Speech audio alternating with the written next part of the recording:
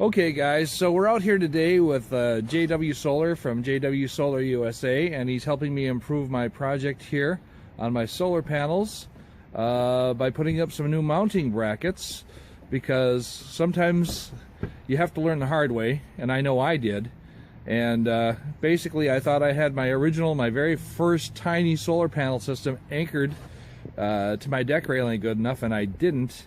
And you know, I thought, no big deal, the wind never comes from the north to the south around here, it's always straight onto the panel, so that's not going to be a problem. And boy, was I wrong. Storm came up, toppled my panels, broke them all, had to start over because they were pretty much shot. I just want to show you the consequences for not anchoring your solar panels properly. So there we are. There's a better look at the inverter box that I had in my new system, produced by JW Solar. And this is what the back of your panel looks like when you don't anchor your pack properly. Shattered, total waste. Look at the cracking. It didn't look like it damaged it on the front side, but as you can see from behind, shattered completely. It just tipped right over, face first onto the deck. And this is the way you do it properly. Galvanized screws to hold it in place with your frame. Nice wood structure. And you're going to see how much higher this is going to set up on my deck and catch even more sun than it ever did before. Once again, thanks to the help of JW Solar USA. Check out his YouTube channel. You'll learn a lot from him versus learning a lot from me, except for how to do it the hard way and be sorry. So check it out. What we have here is 250 watt Fresnel panels.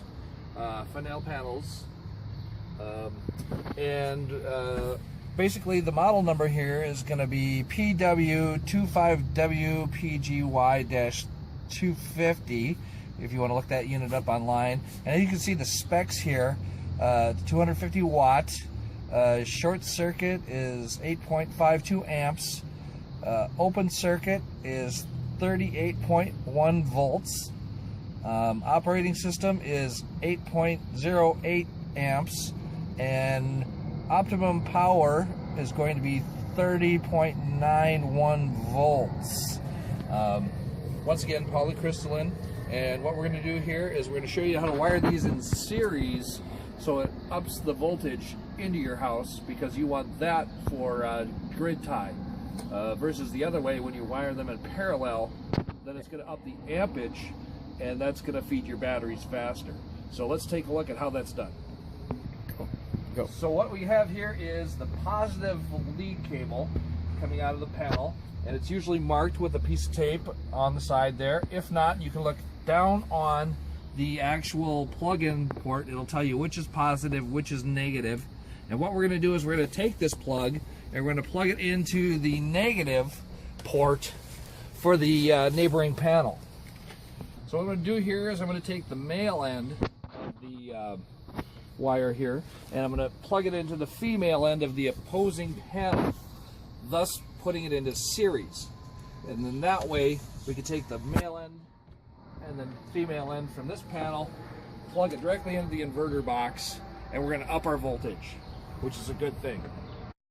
Okay guys, so what we have here is a better look at the inverter box that protected my inverter for the original setup, where I just kind of had it up against the wall behind the panels. And the reason for that was to just give it some extra protection from the rain. But if you go out and you buy a PVC electrical box like this, you can get them online, and put your inverter in there, that'll be fine. Now what we did is we added an additional circuit breaker shut off here, so I can shut it off not only from the inside of the house, but from the outside of the house. And then we took the inverter, which is inside, and mounted it inside the box. Now this has been outside over a year now, wind, rain, snow, the whole 9 yards.